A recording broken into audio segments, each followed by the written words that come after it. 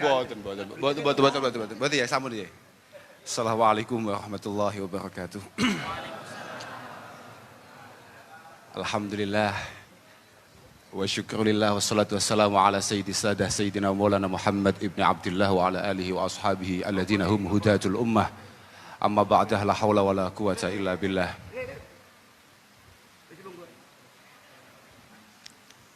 Para masyayikh, para kiai, wabil khusus Simbah Yai Agus Ali Masuri,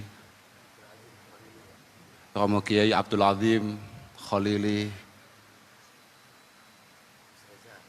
Romo Kiai Bahauddin Nur Salim, Agus Reza Ahmad Zahid, Dokter, oh ngoten nggih. Oh sampun dokter ya nggih. Kok mboten tasakuran ya? Kiai Haji Abdus Salam Sahib niki sahibul wilayah. Sederek kawula Agus Fahim Fuad Jazuli saking Ploso. Para hadirin hadirat ingkang kawula mulyakaken. Duka napa kok siang niki menggah kula sangat luar biasa sekali. Antusiasnya sangat luar biasa sekali. Kula mboten paham, ini pada dasarnya yang sangat memiliki daya tarik siapa ndak paham. Sangat mungkin nggih Gus Bahak. Sangat mungkin Gus Reza. Nggih. Nggih.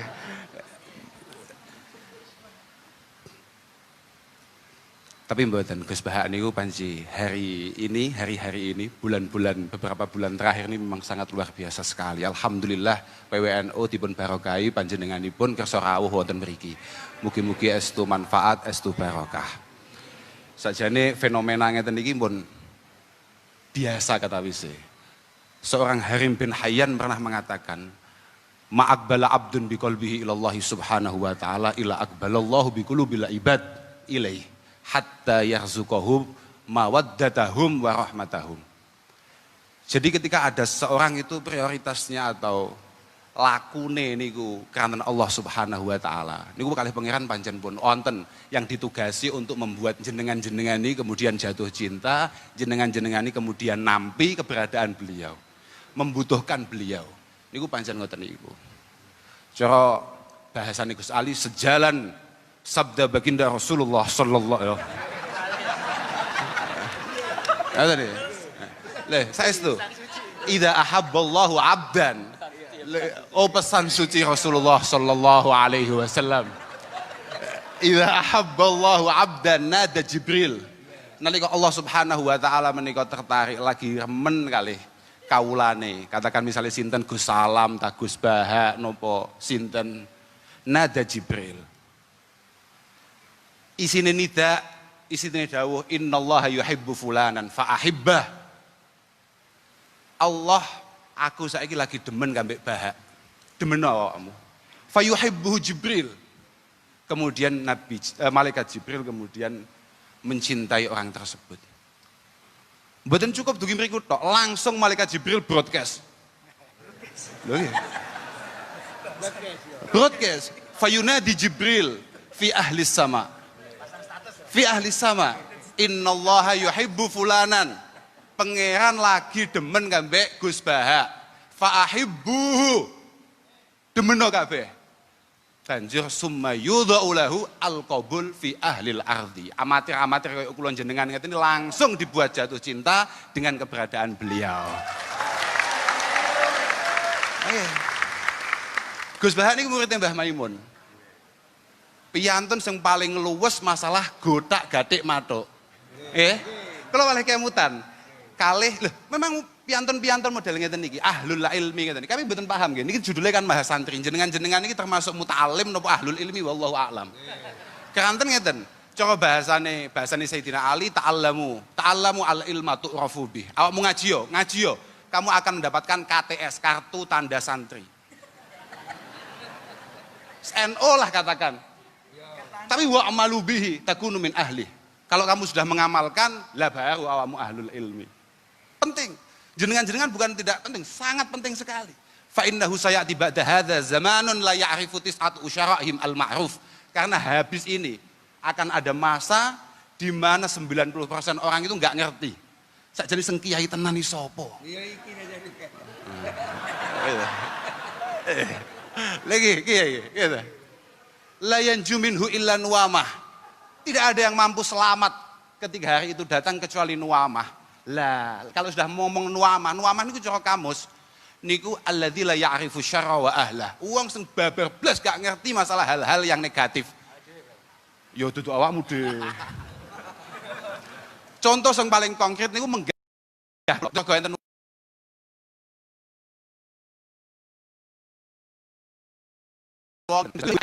wa ahlah. Mboten pirsa Gus Bahanu. Gus Bahanu HP-ne juwadul. Juwadul kayak jam pegang HP niku enten jame. Masyaallah luar biasa tenan. La yanju minhu illa nuwama. Tapi ulaika aimmatul huda. Ulaika aimmatul huda wa masabihul ilm. Wa masabihud dunya. Aimmatul huda wa masabihud dunya. Beliaulah yang insyaallah akan menata kita, mengantarkan kita menjadi panutan kita. Yang paling prinsip ciri ini napa dawuh Sayyidina Ali, laisu bil masayih, masayih nggih jama'i misyah, laisu bil masayih wala madzail budzur. Mereka adalah orang-orang yang sama sekali tidak provokatif dalam ucapannya, boten suka mengumbar keburukan-keburukan orang lain. Nah inilah. Nggih. Lah balik malih teng masalah niku wau, gotak-gathik matuk niku. Kula malih kemutan. Kalih napa ingkang dipun dawuhaken wonten Bu Jeromi Alal Khatib. Al ilmu niku salah satu ahruf. Ilmu itu napa nggih cara bahasane pondok istilahnya balungan kata. Belungan kata. Napa lek bahasa Indonesia niku gak paham kula. Kosakatane niku ana telu. Ainun wa lamun wa mim. Fal ain niku tajurru sahibahu yakni sahibal ilmi ila illiyin. Sebagaimana Gus Ali tadi nanti illiyin akan dibahas oleh Gus Bahak. Wa ma adraka ma illiyun. Nah niku Gus Bahak sing paham. Oke. Lah saestu walam niku taj'aluhu latifa. Ora ana kiai sing ngaji tenan banjur tidak memiliki rasa kasih sayang terhadap orang lain.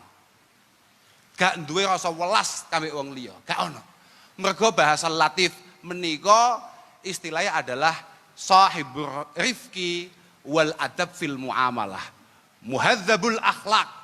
Beliau memiliki budi pekerti yang baik. Niku latif. Wal mim niku taj'aluhum malikan 'alal ibad. Mim mampu membuat sahibul ilm menjadi pemimpin untuk kita semua. Fa bi barakatil ngeten. Fayu'tihillahu bi barakatil ain al izzah. Pun yen pirsa piyambak. Bagaimana Gus Bahak? Wus anggere wong pengen ngejak foto, anggere wong pengen sungkem. Wa bi barakatil lam yu'tihi al-latafah. Jenengan pirsa piyambak dawuh-dawuh adem. Sopo koyok potensi surga. Adem. Loh. Sopo ae? Sopo ae? Tapi nggih cocok lho, cocok. Kanten napa meneh ngeten iki pun pasti. Mangkana fitolabil ilmi kanatil jannah fitolabih. Wong kok pas ngaji iku tulisan status WA on the way surga. Lho saestu saudara saya Sayyidina Ali bantah dosa awakmu. Coba bahasane Gus Bang bantah neraka. Lha tenan iki. Wakane temriku niku terus dipun terasaken kalian Sayyidina Ali. Fa bi barakatil lam fayu'tihillahu bi barakatil lam al-latafah. Wa bi barakatil mim menika al mahabbata wal mula'amata wal mahabah.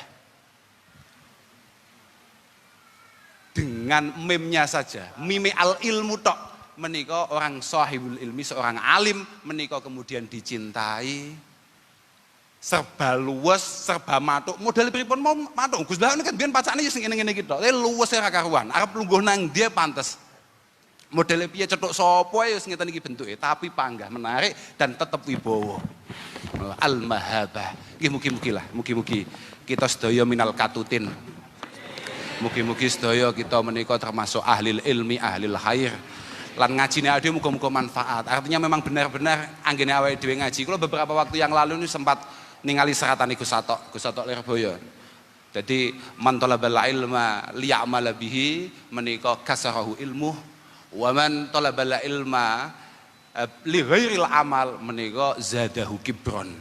Amal niku penting. Seberapapun panjenengan sering ngaji dateng Gus Bah, mesti nyen arep sare ngaji Gus Bah, nang mobil ngaji Gus Bah, nang dindi ngaji Gus Bah, muga-muga sedikit banyak ada yang panjenengan amalkan. Fa'amal walau bil usyrikaz zakah tahruj binuril ilmi min julumat. Dawe ya Allah ya Rabbi ya Karim Hudzaifah ibnul Yaman dipun dawuhaken ten mriku niku. Awakmu kabeh innakum fi zamaniman cara redaksi ngoten Pak. Kula niki gak pati iso bahasa Indonesia nggih. Innakum fi zamaniman taraka bi usri ma ya'lam halak. Niki nalika Hudzaifah ibnul Yaman ndawi santri-santrine. Awakmu kabeh berada di masa di mana kamu meninggalkan 10% saja dari apa yang kamu ketahui, kamu akan hancur, kamu akan cilaka, kamu akan dihisap akan itu. Tapi wasayati zamanuman amila bi usri ma ya'lam naja. Akan ada masa di mana mereka melakukan 10% saja dari apa yang ia dengarkan, dari apa yang ia lihat, insya Allah selamat. Lah niku awake dhewe Pak, niku awake dhewe. Penting banget kita menika mendapatkan panutan, mendapatkan guru yang tepat. Karena situasinya hari ini kayak seperti ini. Pundi-pundi niku macam-macam guru. Lah niku tunggu delok guru sing sanate jelas Pak. Ojo sak-sake Pak. Ojo sak-sake. Jangan kemudian karena panjenengan misalnya nuwun sewu iso maca Arab utawa iso paham bahasa Arab kemudian panjenengan gak golek guru. Dawi Ibnu Khaldun niku, "Malam yusyafi aliman bi usulihi fayakinuhu fil muskilati dzununu." Orang yang sama sekali tidak pernah bertemu dengan gurunya, tidak pernah musyafahah, napa nggih bahasa Indonesia kak roh? Tatap muka. Bertatap muka, mboten nate ngerti kalih gurune. Apa yang mereka yakin itu pada dasarnya hanya sebuah perkiraan-perkiraan yang sama sekali bukan keyakinan.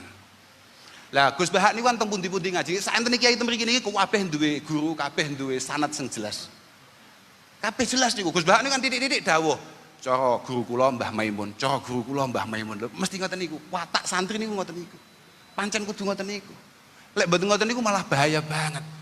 Lha meneh kok guru kula Asy-Syaikh Al-Allamah Gogel radhiyallahu taala anhu. Waduh. Wis ngajine Gogel, translate terjemahan, komentar. Masya Allah, kan mesakne Gus Salam sengaji puluhan tahun. Penghinaan nih, lo saya itu pelecehan. Mugi-mugi mungkin ngawasi Gus Bah sakit kita resapi dengan baik dan pada akhirnya nanti bisa kita amalkan. Kalau kita cekap niku sakit kula aturaken nyonton pangestu Gus. Mugi-mugi semangat ya udah ngaji niki mboten namung kanten panjenengan mawon tapi setiap kali diajak ngaji bolo-bolo niki semangat sedaya. Kalau kita cekap niku akhiran wal afu minkum. Wassalamualaikum warahmatullahi wabarakatuh. Hadirin jamaah rahimakumullah berbahagia, untuk selanjutnya ngaji Mahasantri Milenial. Dalam hal ini sepenuhnya akan saya serahkan kepada moderator, kepada Al-Mukarram wal Muhtaram Dr. Kiai Haji Reza Ahmad Zahid, pengasuh Pondok Pesantren Lirboyo. Kami haturkan.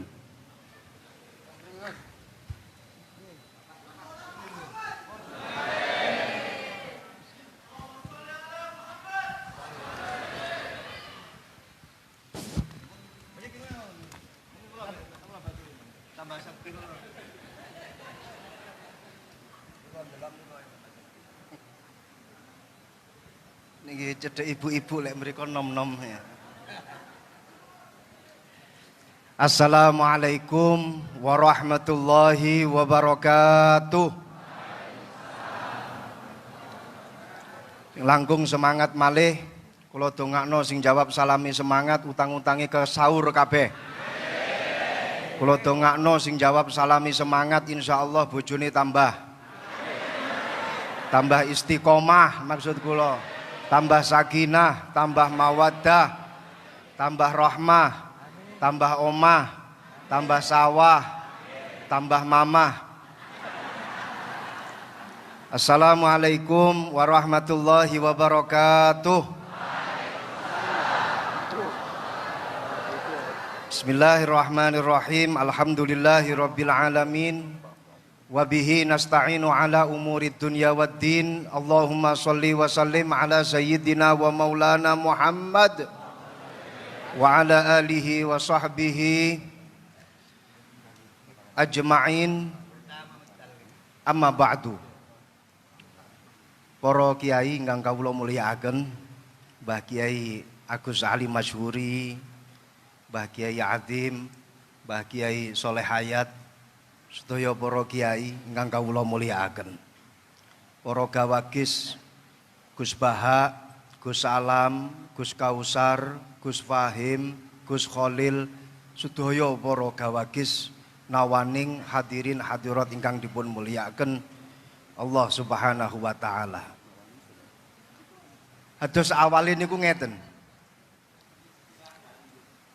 Awale niku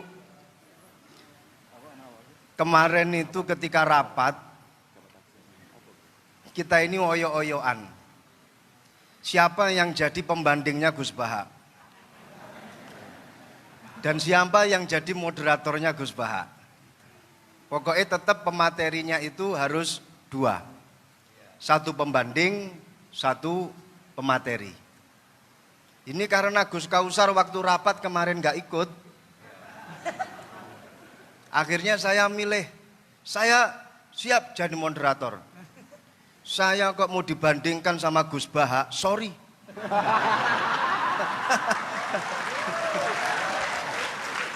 Bukan level saya. Bukan level saya siap jadi moderator. Saya kalau dibandingkan sama Gus Baha, itu sama saja kamu membandingkan bainas sama wasumuris sad.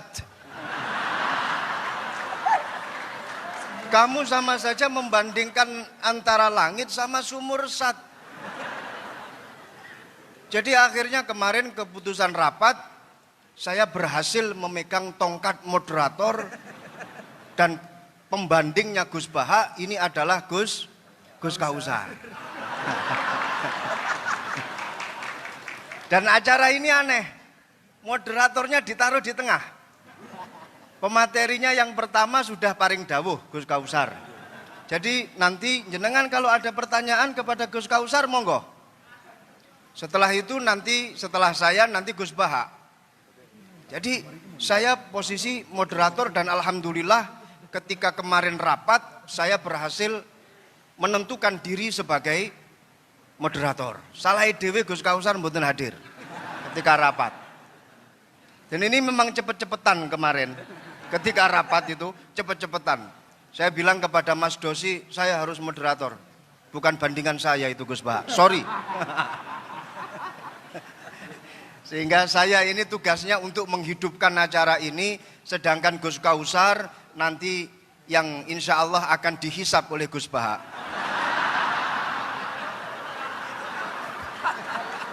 Saya jadi teringat. Tepuk tangan untuk Gus Kausar nggak apa-apa. Saya jadi teringat di dalam kitab Yaqutun Nafis, Syarah Yaqutun Nafis. Itu ada satu cerita yang ditulis oleh Al-Habib Ahmad Umar Asyatiri. Habib Ahmad bin Umar Asyatiri ini diperintah oleh gurunya, Al-Habib Abdullah bin Umar Asyatiri. Habib Abdullah Asyatiri romonipun Al-Habib Salim Asyatiri, Al-Habib Hasan Asyatiri. Beliau nulis kitab Yaqutun Nafis. Kitab ini disyarahi oleh putra beliau yang bernama Muhammad bin Ahmad Asyatiri. Di situ beliau menceritakan ada seorang sayyid ini punya dua amat. Suatu ketika dua amat itu diajak tidur bersama. Amat, saya tidak akan menjelaskan amat itu apa dan apa yang dilakukan oleh sayyid dengan kedua amat itu. Tapi yang jelas ini bukan kasus milkul yamin yang ada di Jogja, lain. Ini dua amat betul-betul difungsikan oleh seorang sayyid tadi itu. Ketika dua amat itu sudah tidur di samping kanan kiri si sayyid, amat yang sebelah kanan itu berusaha menghidupkan apa yang sebelumnya itu masih tidur. Enggak usah saya sebut. Setelah yang mati sebelumnya itu hidup, amat yang satunya yang sebelah kiri itu langsung naik ke atas dan menikmati yang sudah hidup tadi itu. Akhirnya kedua amat itu berdebat. Kamu kurang ajar, kok sudah bisa memakai padahal saya yang menghidupkan. Di dalam bab Ihyaul Mawat, barang siapa yang menghidupkan bumi yang masih mati, maka dia berhak untuk SHM. Berhak untuk punya surat hak milik itu. Amat yang kedua bilang, nggak bisa. Di dalam babus soed, kalau kita sedang berburu, siapapun yang berburu, tapi kalau dia yang mengenai sasarannya, maka dia yang menikmati. Nah, ini kedua amat berdebat. Yang satu dengan hujah Ihyaul Mawat, yang satu dengan hujah babus soed. Dua-duanya kemudian eker-ekeran, dan alhamdulillah si Sayyid paham dengan bahasa fikih, paham dengan pembahasan fikih. Alhamdulillah kedua amat tersebut kemudian dibebaskan, dimerdekakan oleh si Sayyid. Nasib saya dengan Gus Kausar sama. Saya yang Ihyaul Mawat, beliau yang soed. Saya yang menghidupkan, beliau nanti yang menikmati Gus Baha.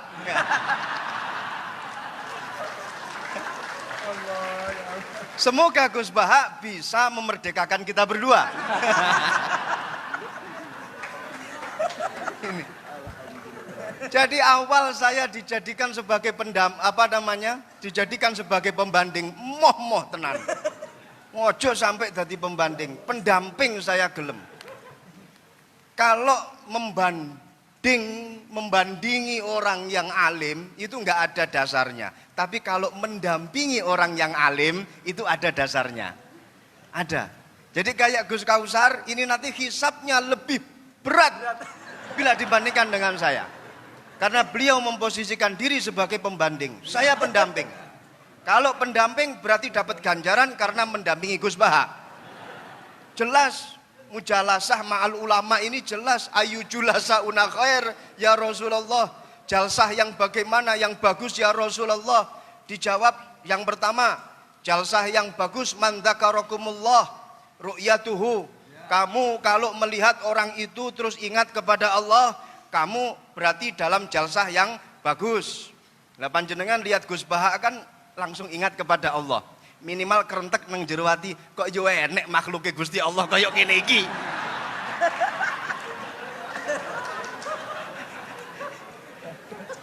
Yang kedua, dawuhnya Rasulullah, man zada fi ilmikum mantikuhu. Jadi lek ngrungokno omongane Gus Baha mesti tambah ilmune. Apa maneh Gus Baha itu kalau ngomong itu mesti diwolak-walik. Masya Allah, sehingga memberikan angin segar kepada kita ketika kita pada posisi yang terpepet.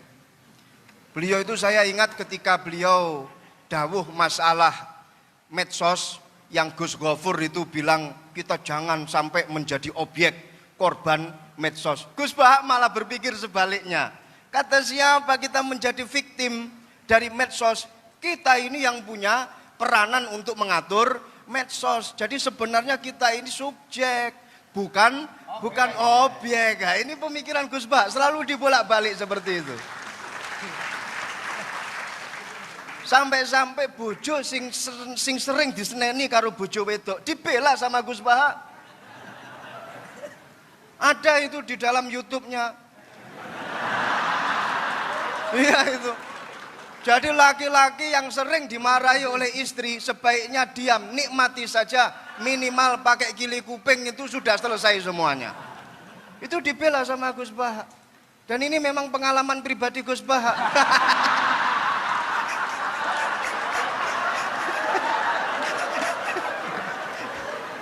Itu yang saya herankan. Ngono kuwi lho ya nemu dalile. Inna aksara ahlil jannah al-bulhu. Ngono ya digawe. Sesungguhnya penduduk terbanyak di surga itu wong-wong goblok. Ya Allah, sampai wong goblok kayak dibelani karo Gus Baha. Jadi memberikan angin segar kepada kita-kita yang bodoh. Kelak nanti di akhirat kita akan reunian di surganya Allah. Amin. Ini saya melihat beliau ini sudah ahlul hikmah. Tapi bukan hikmah masalah perdukunan, bukan. Ahlul hikmah. Sudah apa namanya at-takamul fil fahmi al-aqiq wal ma'rifah wal khibrah. Jadi antara pemahaman beliau dengan ma'rifat beliau, muga-muga jadi wali, minimal wali murid. Dan juga khibrah, pengalaman beliau ini sudah tampak semuanya. Ini intelektual yang sebenarnya ya seperti Gus Baha ini. Jadi nggak usah melihat casingnya saja, yang penting pulsanya. Nggak usah melihat casing. Beliau ini adalah the real intellectual person who engage in critical thinking, research, and apa namanya reflection about society. Rodok lali ini. Gus ini Gus Baha ngene iki. Jadi duwe pemikiran kritis, terus matur ngoten duwe pengalaman, sampai pengalaman karo bojo ya sak pirang-pirang, diseneni bojo ya tetep meneng wae. Muga-muga dikancani karo singa loro kaya dene Imam Ahmad Al-Badawi. Beliau ini kemana-mana selalu bawa pengawal. Yang mutu-mutu ini bawa pengawal. Sudah itu sebagai pengantar pendamping. Sekarang kita masuk pada materi inti. Monggo Gus Baha, jenengan mau ngomong apa saja monggo. Mau mengkonter apa yang telah didawuhkan oleh Gus Kausar, saya malah alhamdulillah. Silahkan, saya hanya sekedar wasilah menghidupkan acara ini saja. Dengarkan baik-baik, HP di silent. Ya, kalau kentut usahakan jangan sampai bersuara. Usahakan jangan sampai mambu entute. Kepada beliau kami persilahkan. Tepuk tangan, nggak apa-apa, nggak apa-apa, nggak apa-apa.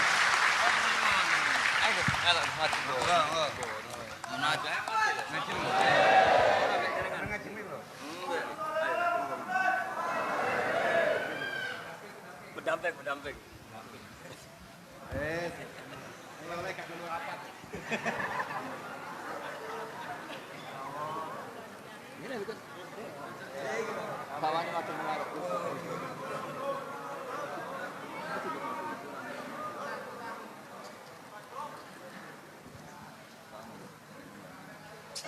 Assalamualaikum warahmatullahi wabarakatuh. Bismillahirrahmanirrahim. Allahumma sholli wa sallim ala sayyidina Muhammadin wa ala alihi washabihi asma'in nama ba'du. Sedanten ingkang kula hormati wabil khusus teman bapak kula Kiai Haji Agus Ali Masyuri. Beberapa kiai yang tanpa ngurangi rasa hormat, saya hormati semua. Ini ada beberapa Gus. Ini saya ngaji insyaallah seperempat jam. Seperempat jam, nanti yang menghisap Gus Kausar berapa Gus? 10 menit. 10 menit. Begini, sebetulnya saya membela semua umat Islam itu ahlul jannah. Karena saya ini ibarat marketing. Kalau orang Kristiani itu kan setiap orang mati sudah tenang bersama Bapak di surga. Jadi kampanye itu menarik sekali. Sementara kita sudah kiai, sudah imam masjid, sudah ulama, masih saja dikhawatirkan su'ul khotimah. Ini kalau kampanye ini tidak imbang, ini nanti saya takut kalah. Makanya saya bilang pokoknya semua orang mukmin itu ahlul jannah. Karena memang asli hadisnya seperti itu, man qala la ilaha illallah dakhalal jannah. Bahwa kemudian ada beberapa kiai yang mungkin wataknya itu pesimis, kemudian bikin sekian aturan-aturan yang sebetulnya itu cerminan dari pesimisnya, terus akan-akan masuk surga itu susahnya bukan main. Nah itu saya tidak setuju, karena tadi pasti kalah dengan kampanye sebelah yang setiap orang mati dibilang sudah tenang bersama Bapak apa? Di surga. Jadi ini penting. Terus kedua saya bilang agama ini sudah begitu baik. Masa kunci surga sudah dibocorkan, miftahul jannah la ilaha illallah. Masa sudah pegang kuncinya nggak jadi masuk surga, itu kan aneh.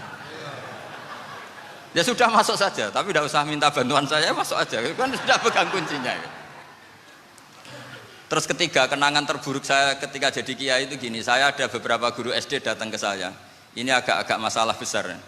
Gus boleh enggak buka ujian nasional yang masih disegel? Semua guru bilang nggak boleh, itu kriminal kan.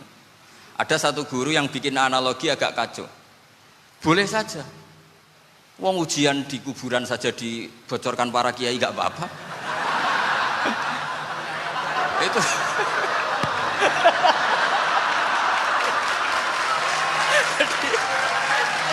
Tapi ini kriminal ya. Perhatian kepada kiai, nggak boleh memukul pemateri.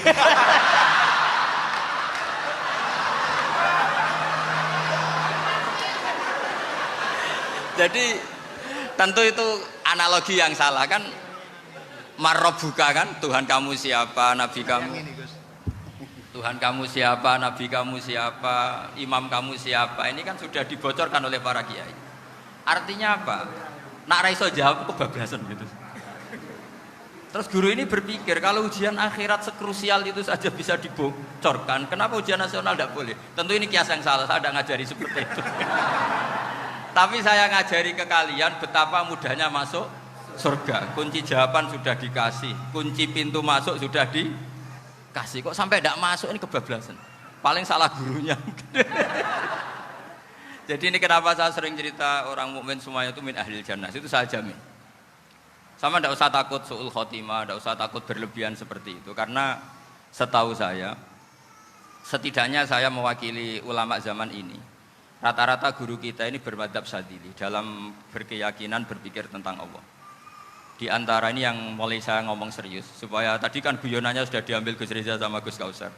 Saya tahu kenapa mereka guyon, kalau ngomong serius takut kalah sama saya.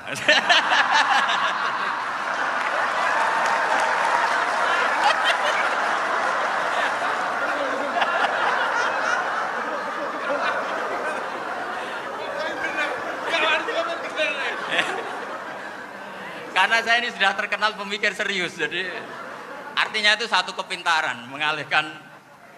Ya, oh ya, sudah itu satu kecerdasan. Tidak hanya ngalim tapi Betul cerdas. Jadi itu bukti beliau-beliau ini cerdas itu. Saya berpikir begini, ini madhab Syadzili. Kita semua tentu Syadzili karena kita semua ngaji kitab hikam. Kita tahu kitab hikam itu muridnya Abul Abbas Al-Mursi. Abul Abbas Al-Mursi muridnya Syekh Abil Hasan apa? Asy-Syadzili. Saya masih ingat betul makalah itu dan saya ulang-ulang. Setiap saya ngajar di sarang saya ajarkan itu. Kilali kata Abul Hasan Asy-Syadzili, saya pernah dapat hatif, dapat semacam ilham. Apa makna min syarril waswasil khannas? Itu kata beliau dijawab oleh hatif itu. Hatif itu nggak perlu diterjemah tadi ada karena tadi diajarin itu. Apa yang dihidupkan itu nggak perlu dijelaskan. kata hatif tadi, waswasun yadkhulu bainaka wa baina habibika. Yunsika altofahu alhasanah wa yudzakiruka af'alaka asyi'ah. Wa yukassiru indaka dzatas shimal wa yuqallilu indaka dzatal yamin.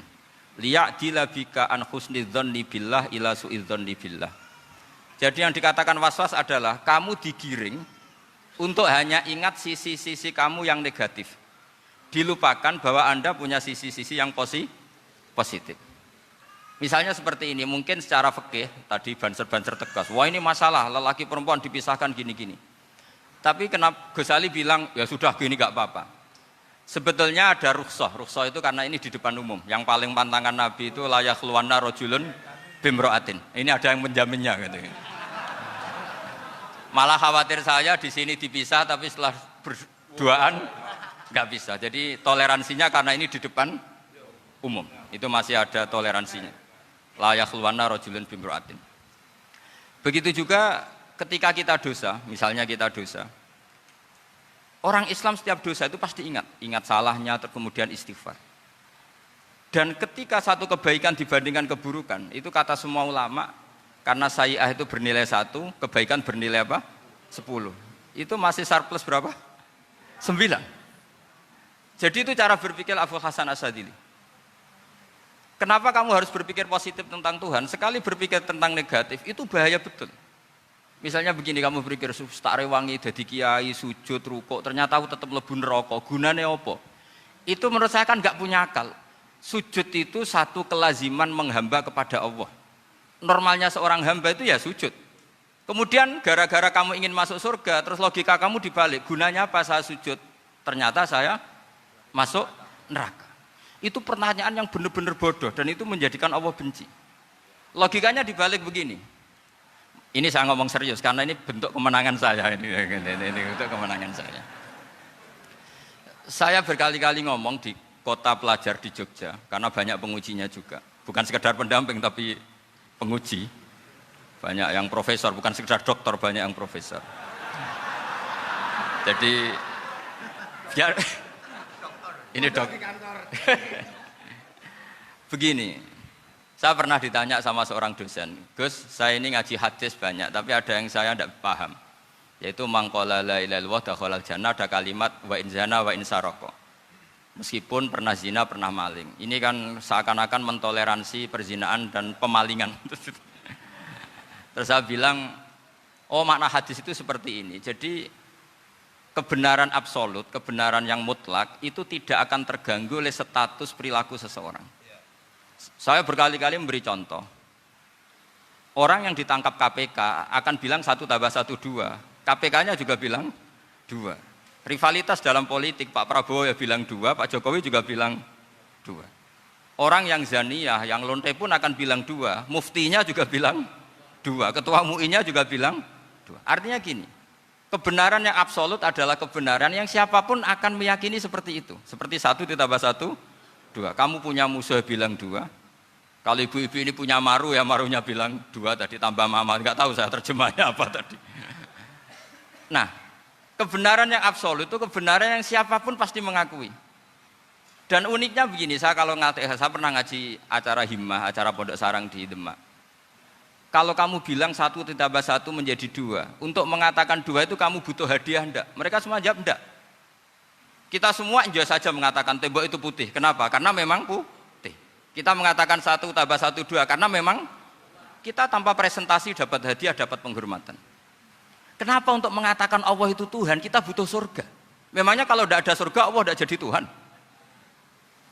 Ini problem orang soleh-soleh yang terlalu pesimis. Makanya nanti orang-orang soleh itu masuk surganya berat. Tapi kalau orang alim lebih gampang kira-kira seperti itu. Iya, karena kan imannya lebih bagus. Dalam hadis qudsi Allah ini yang dibuli orang-orang soleh. Laulam akhluk jannatan wala naron alam akun ahlan an uto'a, dalam hadis qudsi itu. Kalau saja saya tidak menciptakan surga dan neraka, apa saya tidak jadi Tuhan yang perlu ditaati? Apa kalau kamu tidak saya kasih uang 1 juta terus bilang 1 + 1 11? Enggak kan? Tetap bilang berapa? 2. Kalau kebenaran absolut yang 1 + 1 kamu bilang 2 meskipun tanpa mendapat hadiah. Kenapa untuk bilang Allah Tuhan kamu butuh hadiah surga? Itu kan serah ikhlas blas.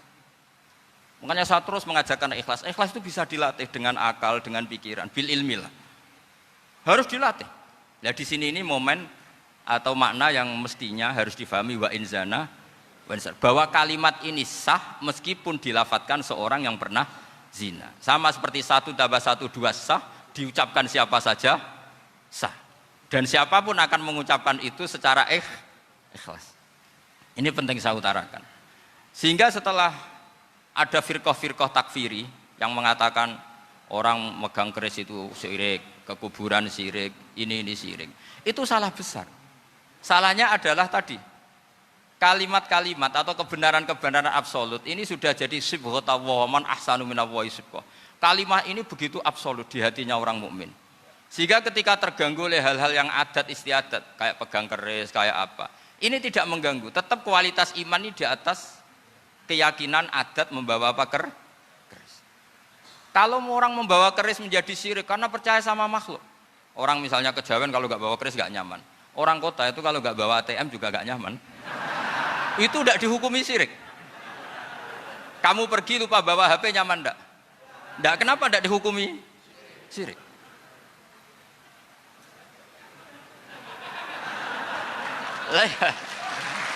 Jadi ini logika-logika. Jadi makanya ini Gus Reza boleh ngeritik saya. Saya itu berkali-kali bilang, saya termasuk ulama yang mau bikin gerakan cangkem elek.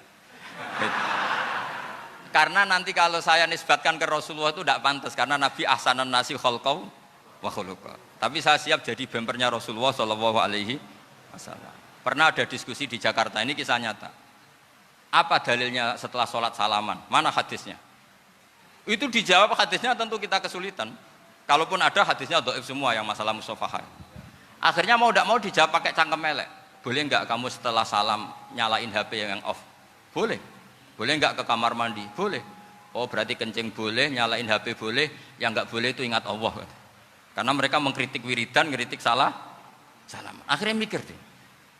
Ada enggak hadisnya orang setelah sholat nyalain HP? Enggak ada kan? Tapi mereka nyalain HP enggak hambatan, tapi untuk salaman masalah kan. Ke kamar mandi boleh, tapi untuk wiridan enggak boleh. Akhirnya mereka sadar, oh iya. Lama-lama dibisi gini yang kelompok itu.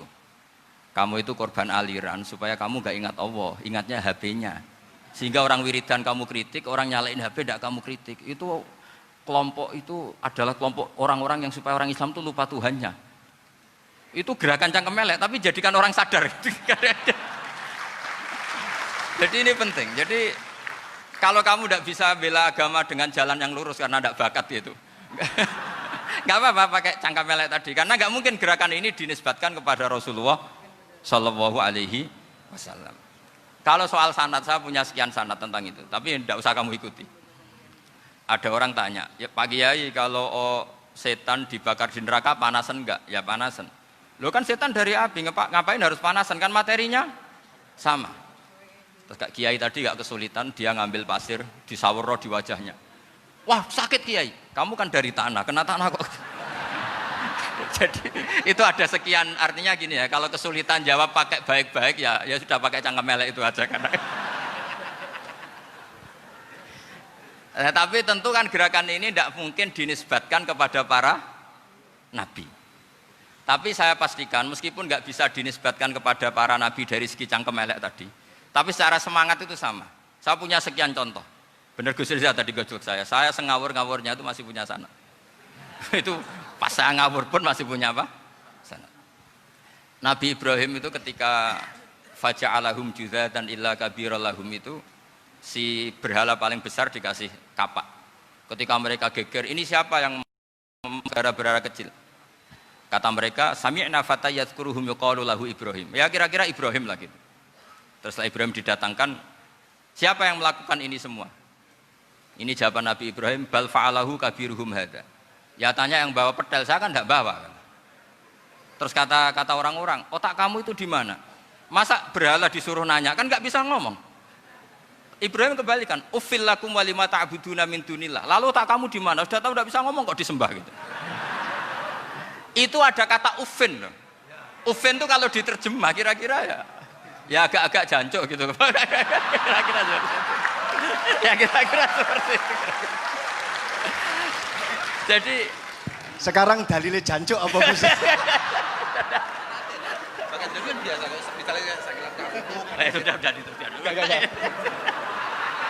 Gimana? Jancuk itu dari daksu, dak tinggalkanlah suan perkara sing elek. Krono ilate wong Surabaya kakean rawon, akhirnya ngomongnya jancuk. Gitu.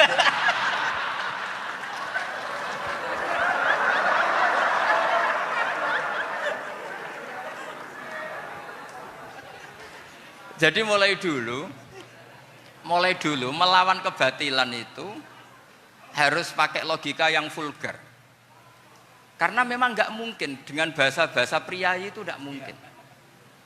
Dan ini penting saya utarakan. Nah, kalau nanti nggak mungkin dinisbatkan kepada Rasul karena Nabi adalah ahsanan nasi khalqa wa khuluqa, kita yang ngambil alih saja. Gus Reza, saya, Gus Kaustan ini cara cangkem elek kan pantas. Luas. Selain bakat ya sudah natural. Karena memang itu cara kita menjelaskan kebenaran. Saya ulang lagi, itu cara kita menjelaskan apa? Kebenaran. Mau tidak mau. Saya pernah ditanya sama seseorang, Gus, beberapa nabi itu kan poligami. Poligami itu bukti hipersek. Karena yang tanya itu orang nasionalis yang nggak pati senang Islam. Terus tak balik tanya, perempuan itu makhluk lemah enggak? Ya lemah. Kalau nolong lama satu itu gimana? Ya baik. Kenapa nolong dua jadi tidak baik? Harusnya kalau nolong tiga tidak baik. Tapi saya tidak dukung poligami. Enggak. Ini cerita saya. Setidaknya mereka jadi ingat. Saya itu pernah ditanya agak-agak orang ateis. Dia benci Islam tapi neliti Islam. Pertanyaan kedua, kenapa dalam perang itu seakan-akan Nabi itu perampok? Hartanya orang kafir disita kemudian menjadi ghanimah. Itu kan kayak ngerampok.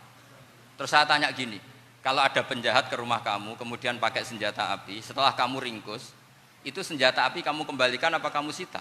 Oh ya saya sita, kalau tak kembalikan dipakai ngerampok lagi. Ya sama seperti itu, kalau kekuatan mereka dikembalikan akan dipakai kekuatan mereka lagi. Jadi ya lagi-lagi ini kemenangan orang serius. Karena nanti guyonnya sudah dintekno sama Gus Safa sama Gus Riza.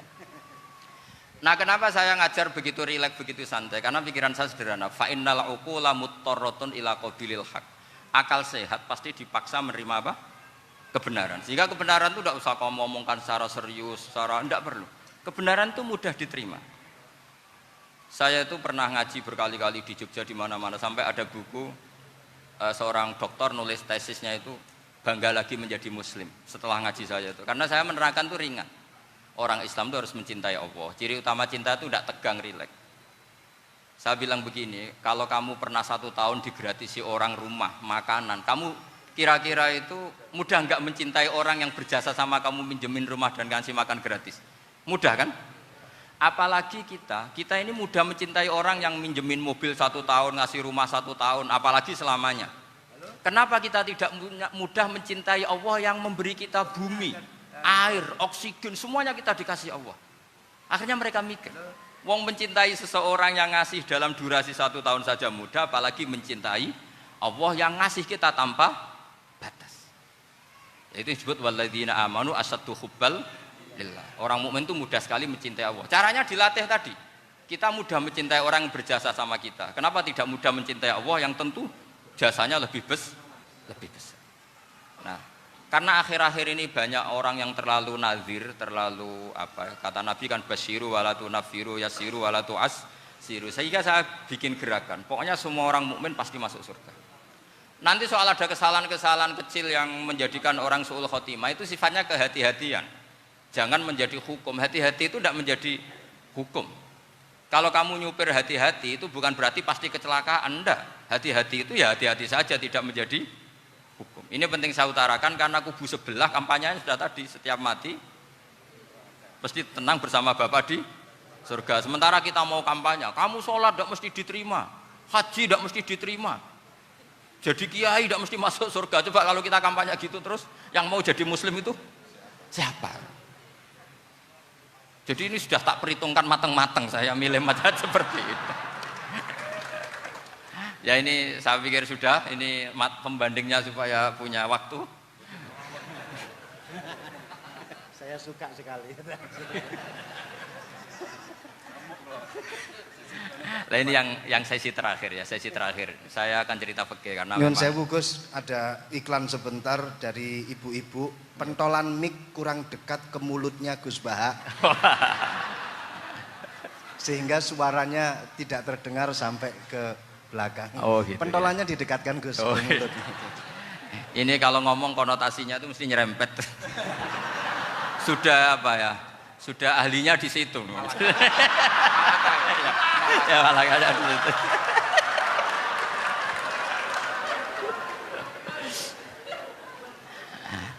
Dalam sesi terakhir saya cerita pentingnya pembanding. Imam Rafi'i itu yang ngarang kitab Muharrar. Kitab Muharrar ini adalah ringkasan dari kitab Al-Wasit. Al-Wasit itu karangannya Imam Ghazali. Al-Wasit sendiri ini khas ngaji NU, karena NU maknanya Nahdlatul Ulama, gerakan para ulama.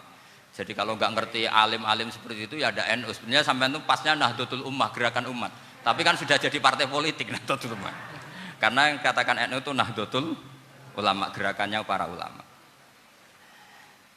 Imam Rafi'i itu berpendapat sujud itu cukup pakai baduk, pakai jidat. Itu dalam kitab Muharrar. Wal asoh anna sujud yasihu mau cukup biwat iljabah.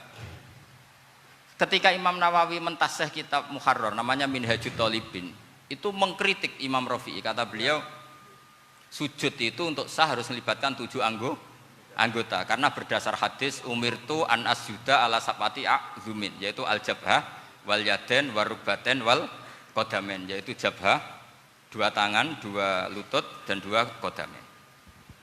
Akhirnya saya ngecek di kitab asli, Imam Rafi'i termasuk Ashabut Tarjih dan Imam Nawawi. 2 orang ini khilaf. Kan nggak mungkin kita sebagai musokhehnya, karena yang khilaf ini 2 ulama besar, satu Imam Rafi'i, satu Imam siapa? Nawawi. Kita tidak bisa hanya ngikuti Fathul Mu'in yang mengatakan idza khtalafan Nawawi wa Rafi'u qudiman Nawawi, tidak bisa, karena Imam Nawawi ini sering nginduk sama kitabnya Imam Rafi'i karena senior Imam Rafi'i. Setelah saya cek di kitab kitab asli Mamba ya, satu sumbernya semua madzhab apa? Syafi'i. Ternyata Imam Syafi'i nak ngedikan hanya begini. Wa uhibbu, saya suka setiap orang Islam sujud itu melibatkan 7 anggota karena itu aman, pasti sah. Tapi wayah tamilu, kata beliau, tapi mungkin saja sujud hanya watul jabah itu sah.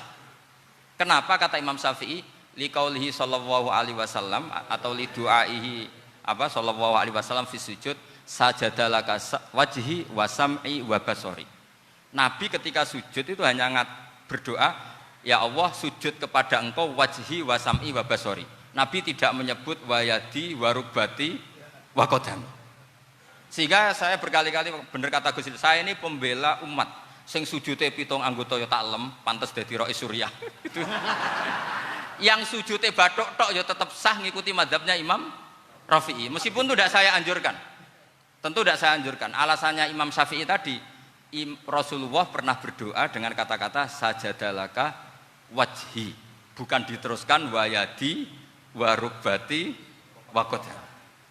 Sehingga fal khilaf huna bakin ala khiddati kalau dalam bahasa fikih.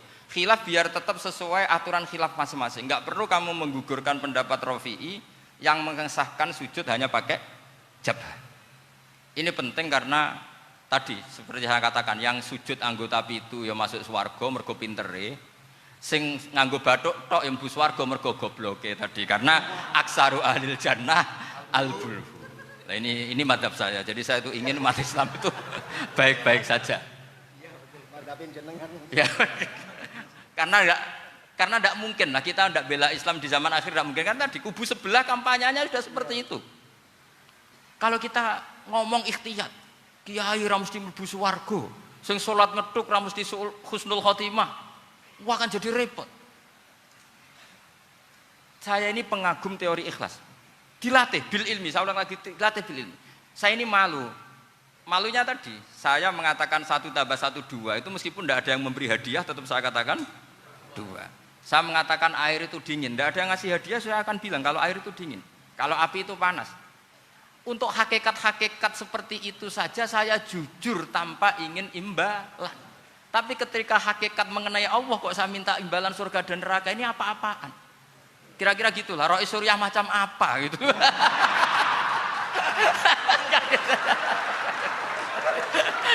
Ya saya kira demikian. Assalamualaikum warahmatullahi wabarakatuh. Waalaikumsalam warahmatullahi wabarakatuh. Alhamdulillah. Baru kali ini ada seminar yang dikritik terus sama pemateri itu pendampingnya. Mestinya pembandingnya. Tapi luar biasa para milenial semuanya, Masya Allah, terlihat wajah-wajah surga di majelis ini. Walaupun toh yang hadir tidak semuanya milenial, ada post milenial juga di sini. Ada yang Gus dan juga ada yang Kiai. Kalau Gus biasanya kan masih bisa tolah-toleh, kalau Kiai harus fokus. Tapi yang paling fleksibel di PWNU Jawa Timur, yang paling enak itu adalah beliau, Kiai Haji Agus Ali Mazhuri. Enaknya pripun? Dadi kiai ya iso, dadi Gus ya iso. Itu posisinya paling enak di antara pengurus-pengurus yang lain. Tepuk tangan untuk beliau, enggak apa-apa. Langsung saya buka pertanyaan. Yang ditanya 2 orang, jangan pendampingnya. Yang ditanya 2 orang. Kalau enggak Gus Baha, Gus Kausar. Saya hitung sampai 10, enggak ada pertanyaan, kita tutup dengan doa. 1, 10. Ada yang 2 mawon nggih, pertanyaannya 2. 1, monggo. Yang perempuan, saya ingin yang perempuan, monggo. Sudah 2. Silakan.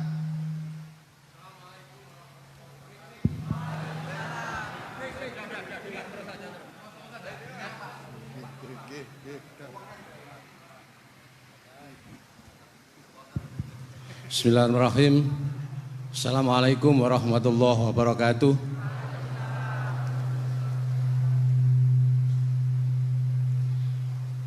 Yang saya ingin tanyakan kepada Gus Baha, Saya itu sering ngaji lewat YouTube panjenengan Gus.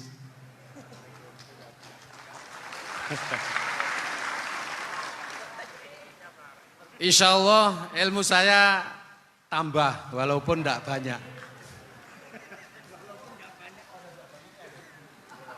Yang saya tanyakan, nopo ilmu kula niki barokah? Yang pertama, karena saya ngaji lewat YouTube panjenengan, saya tidak izin. Untuk itu hari ini saya izin panjenengan. Mudah-mudahan ilmu ingkang saya dapat dari panjenengan niku saged barokah. Niku Gus. Terima kasih. Wassalamualaikum warahmatullahi wabarakatuh. Waalaikumsalam warahmatullahi wabarakatuh. Langsung mawon Gus nggih, yang satunya dulu. Siapa aja? Oh gitu. Monggo Gus. Itu tetap barokah dan kebaikan itu mah nggak perlu minta izin. Kalau kebaikan minta izin jadi repot. Jadi kalau dalam kitab fikih disebut iktifaan bil idzni syar'i, karena syara akan selalu memberi izin sama kebaikan. Itu udah hanya masalah YouTube sampean. Tadi melihat wajah Gus Ali ibadah, pamit dulu. Nanti kalau ada orang alim lewat mau lihat juga pamit dulu. Lama-lama mau baca sholawat, ya Rasulullah pamit dulu mau baca sholawat. Jadi semua kebaikan itu cukup iktifaan bil idzni syar'i. Ya jelas ini ya. Oke, terima kasih. Jangan lupa pulsane tuku dhewe lek ndelok YouTube. Wifi-nya juga jangan nyolong. Harus passwordnya izin kepada yang punya wifi. Baru nanti 100% barokah. Mbak yang belakang bisa berdiri. Yang mau tanya tadi. Ya, silakan. Bismillahirrahmanirrahim. Assalamualaikum warahmatullahi wabarakatuh. Mohon izin Yai Gus, saya di sini mau tanya, selain sebagai pelajar santri, saya juga sebagai seorang mahasiswi di salah satu universitas di Surabaya. Yang saya tanyakan sebagai pemuda milenial, kita semua tahu bagaimana keadaan demokrasi negara Indonesia saat ini. Yang saya tanyakan bentuk dari hubul waton minal iman. Hubul waton di sini, bolehkah saya sebagai seorang mahasiswi menyuarakan pendapat saya, berjuang bentuk ijtihad demi keadilan berupa demonstrasi?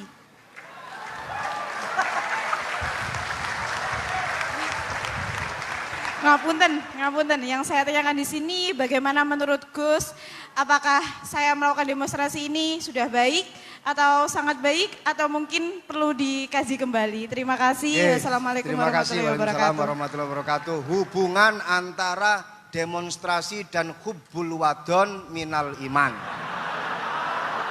Hah? Oh ya, hubbul waton minal iman. Monggo Gus.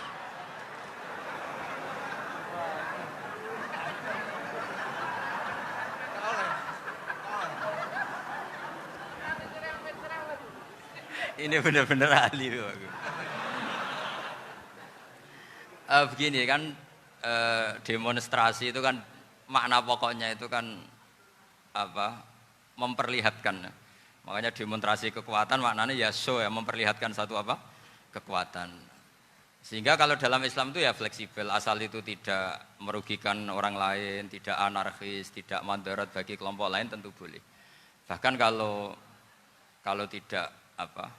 Menyuarakan suara kita tentu dengan cara-cara yang tetap islami ya, itu malah kita disalahkan karena berarti tidak ikut bertanggung jawab terhadap proses bernegara, tapi tentu disuarakan secara konstitusional dan secara baik. Kemarin pas demo di Jogja yang ramai itu masalah rancangan KUHP itu, rektor UI juga ketemu saya, pamit Gus mau demo aja. Ya tapi yang baik dan sopan karena begini ya, di Quran itu ada ayat walau la daf'uhin nasa ba'dahum bi ba'dil la fasadatil ard. Jadi kekuatan manapun itu harus dikontrol. Tentu kontrol itu macam-macam. Tapi tentu saya ulang lagi, jangan anarkis, jangan melakukan sesuatu yang kontraproduktif. Jadi menurut saya pernah ditanya, Gus kalau pemerintah itu didukung 90% rakyatnya bagus enggak? Ya bagus, berarti presidennya hebat, didukung mayoritas rakyat. Kalau hanya 55 ya bagus. Presidennya biar tahu, biar hati-hati karena dipilih separuh lebih sedikit. Gitu. Lah kok bagus semua? Ya emang harapan kita sama Allah semuanya baik semua kata saya gitu. Jadi susahnya apa sih kita melihat sesuatu itu asal agama ini kan gampang, asal tidak maksiat itu baik. Asal gak maksiat itu baik. Makhuyira Rasulullah bina amroini lakhtaro aisarohuma malam yakun isman.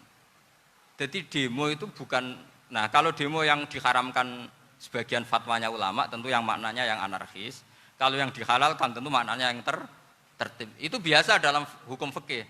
Rasulullah ngendikan A, mahmalnya seperti ini. Rasulullah ngendikan B, mahmalnya seperti ini. Karena kadang ngendikane Nabi cara zahir itu berlawanan. Misalnya Nabi ditanya, amal paling baik apa ya Rasulullah? Nyaur utang gitu. Karena biasa yang ngemplang mungkin yang tanya itu tukang. Tapi kadang Nabi jawab birrul walidain. Kadang jawab as-sholat li awwali waktiha. Karena penanyanya ini beda. Kan enggak tahu sholat. Gimana? Cinta kan enggak tahu sholat. Ya, cinta kok ora tahu sholat kata beliau. Kan gitu. Jadi ini penting saya utarakan karena zaman Nabi itu ya biasa Nabi misalnya ngendikan sesuatu itu. Terus ada juga sahabat yang memperlihatkan pendapatnya. Tapi tidak niat bantah. Masyhur itu dalam tarikh. Saya beri contoh yang masyhur itu. Nabi pernah sholat duhur itu 2 rakaat. Sebagian riwayat mengatakan asar, tapi yang lebih kuat itu duhur.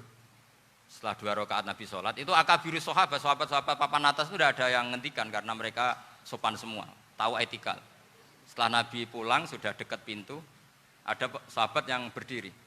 Ya Rasulullah, aku siroti sholatu amnasita. Ini sholat model kosor, apa engkau lupa? Tapi sahabat yang nggak tanya, ini niatnya malah lebih agak-agak buruk. Baguslah kalau sholat terbaru 2, berarti besok ya 2. Karena pakai teori nasah mansuh, berarti hukum itu pakai yang terbaru. Jadi gayanya tidak tanya, tapi lebih sama mungkin yang setuju undang-undang tadi ya tentang rumah tangga, kalau istri nggak mau dikumpuli tetap dipaksa, nanti suaminya bisa dilaporkan ke pengadilan gitu. Saya pasti mikir saya bukan masalah pengadilannya, pasti istrinya cantik. Kalau jelek kan nggak mungkin dipaksa. Ini ketularan. Jadi saya cara berpikir tuh, jadi tak pikir lucunya saja, bukan pikir serius. Ketularan ya sudah ketularan. Karena keburukan itu mudah nular. Akhirnya Nabi kembali lagi, enggak, kullu dzalika lam yakun, semua itu enggak terjadi. Tapi Nabi sebagai orang yang sangat, ya sebenarnya enggak boleh dibahasakan sangat demokratis, sangat bijak. Nabi kembali lagi ke mimbar terus tanya, ahakun maqalahu dzulyaten, apa betul yang dikatakan dzulyaten tadi? Kata sahabat semua, betul ya Rasulullah, tadi engkau sholat hanya 2 rakaat. Nabi kemudian takbir lagi, meneruskan 2 rakaat terus salam. Artinya kalau demonstrasi itu dengan makna mengutarakan pendapat dengan cara yang dijamin konstitusi, ya itu kan normal-normal saja, nggak ada masalah. Saya pernah derekno bapak, itu ada pertanyaan yang benar-benar mengusik saya. Ada orang miskin datang ke bapak, Pak Yai, jadi wong melarat itu ra enak. Sajane ya wis suwe dadi wong melarat ra enak. Itu pas Ramadan.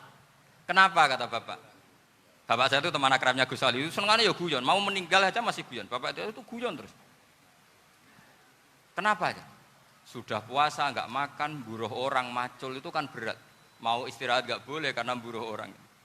Enak jadi wong sugih puasa diam di rumah gini-gini terus.